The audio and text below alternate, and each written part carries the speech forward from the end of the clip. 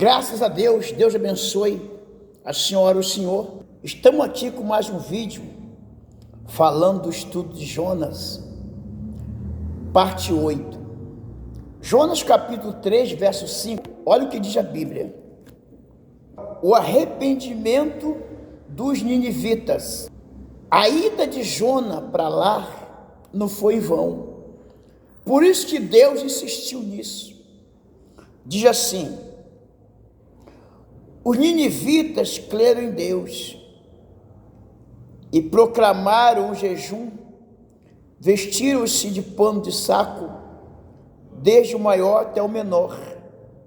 Chegou esta notícia ao rei de Nínive, e ele levantou-se do seu trono, tirou de si as vestes reais e cobriu-se de pano de saco, e assentou-se sobre cinza, e fez proclamar e divulgar em Nínive, por mandado do rei e seus grandes, nem homem, nem animais, nem bois, nenhuma ovelha promove coisa alguma, nem se leve ao pasto e nem beba água, mas seja coberto de pano de saco, tanto o homem como os animais, e clamarão fortemente a Deus, e se converterão cada um dos seus maus caminhos e da violência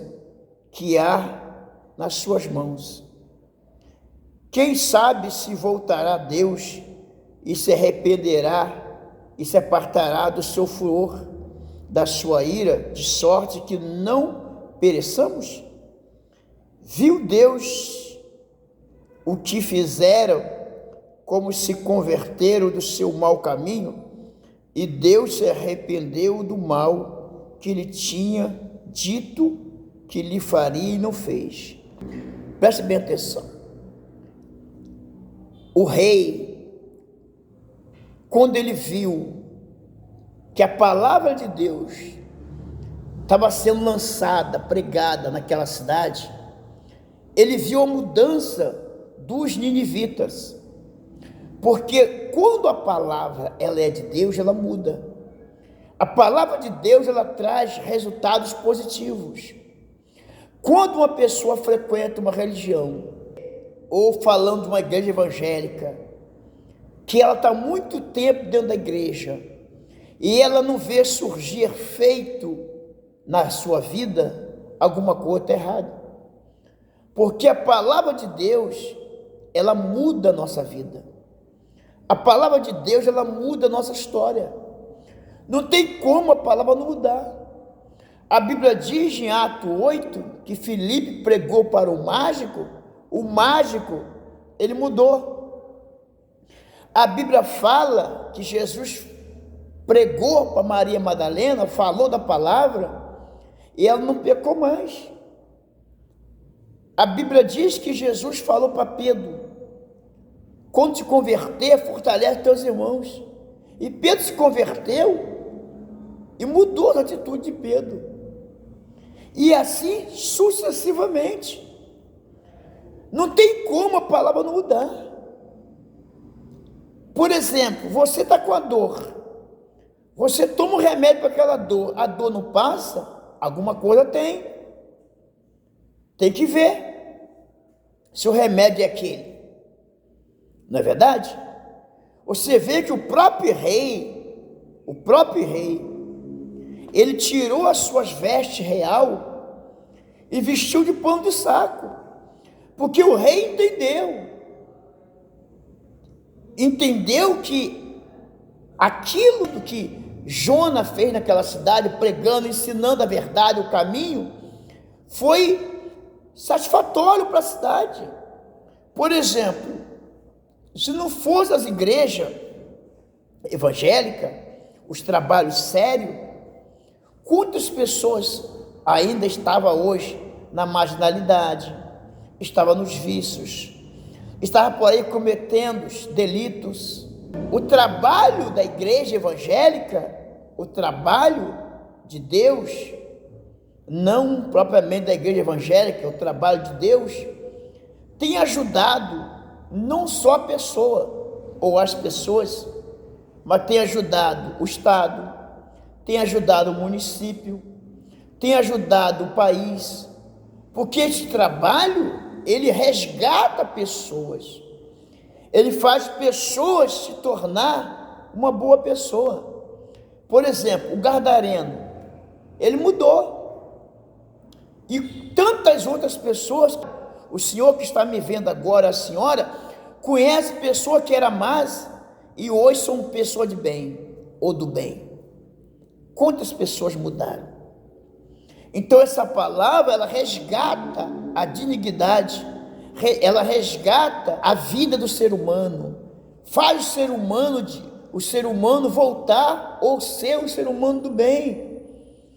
Então o rei entendeu isso, o rei foi inteligente. Por que perseguir a palavra de Deus? Se a palavra de Deus, ela ajuda. Sabemos que tem pessoas que usam ela para outros fins, mas tem as pessoas que usam para o bem.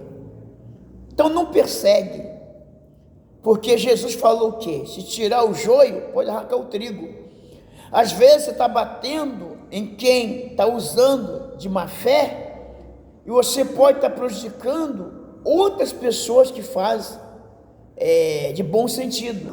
Às vezes você quer, igual nós vemos aqui na plataforma, um monte de pessoas criticar A, B, C. Eu estou abrindo o olho do povo. Será que está abrindo mesmo?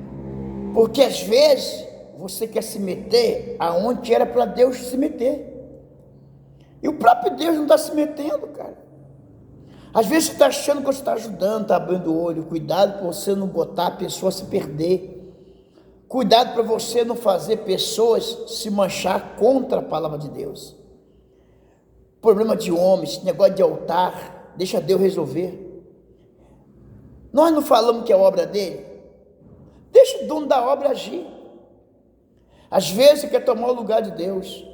Por exemplo, tem um monte de pessoa aí fazendo coisa errada aí fora. Você pode punir a pessoa de que maneira? Não pode. Por exemplo, você vê uma pessoa cometendo um delito na rua, você pode fazer justiça com as suas próprias mãos? Não pode. Existe autoridade responsável para isso. Então você tem que procurar autoridade, para a autoridade agir. Por exemplo, você está vendo aí pessoas fazendo um monte de coisa com a Bíblia, talvez, que você não concorda. Cara, ora a Deus, deixa Deus agir. Se Deus não está agindo, a obra é dele. Uma hora todo mundo paga o que está plantando. É assim que funciona. Cuidado com esse pensamento de muitos que têm falado: eu estou abrindo os olhos do povo. Talvez está fechando os olhos deles contra a própria palavra de Deus. Pega a visão. O rei, ele se vestiu de pano de saco. Você lembra de Nabucodonosor? Quando aconteceu aquele fato lá com Sadraque, Mesaque e Abednego dentro do fogo, que apareceu o quarto homem. Você vê que o próprio rei, que mandou lançar eles no fogo, deu ordem, assinou um decreto dizendo: olha, a partir de hoje ninguém mais vai perseguir o Deus de Daniel, o Deus de Sadraque, Mesaque e Abednego. Ele deu uma ordem, quer dizer, ele mudou o conceito, porque a palavra de Deus, ela muda. O segredo da palavra de Deus é mudar a nossa vida, a nossa história, tá certo? E ele disse aqui, olha só, depois que ele viu o povo de Nínive mudando os seus comportamentos, aquela cidade, muitas coisas mudaram ali. Eu vou traduzir aqui na minha imaginação. Isso aqui é minha imaginação. Certamente, o índice de adultério naquela cidade caiu, de separação, de morte, de violência, e etc. A pessoa inteligente, ela pensa. E olha o que o rei falou no versículo 7. Fez proclamar e divulgar em Nínive, por mandado do rei, e os seus grandes, nem homem, nem animais, nem bois, nem ovelha, provem coisa alguma, nem se leve ao pasto e nem beba água. Em outras palavras, foi como se fosse um jejum, né? Até os animais entrou na dança, porque ele entendeu que o negócio era bom. Quando a coisa é boa, todo mundo faz. E ele disse assim, versículo 8: mas seja coberto de pano de saco, tanto o homem como animais. E clamaram fortemente a Deus e se converteram, cada um dos seus maus caminhos e a violência que há nas suas mãos. Quem sabe se Deus voltará e se arrependerá e se apartará do furor da sua ira, e de sorte que não pereçamos? Viu Deus o que fizeste, como se converteram do seu mau caminho? Deus se arrependeu do mal que tinha dito que lhe faria e não fez. Quer dizer, a atitude de mudança daquele povo mudou o pensamento de Deus. Você lembra de Moisés? Que uma certa vez Deus queria destruir o povo, Moisés intercedeu e mudou o pensamento de Deus. As suas atitudes certas podem mudar até o pensamento de Deus. Você vê a importância que o homem tem.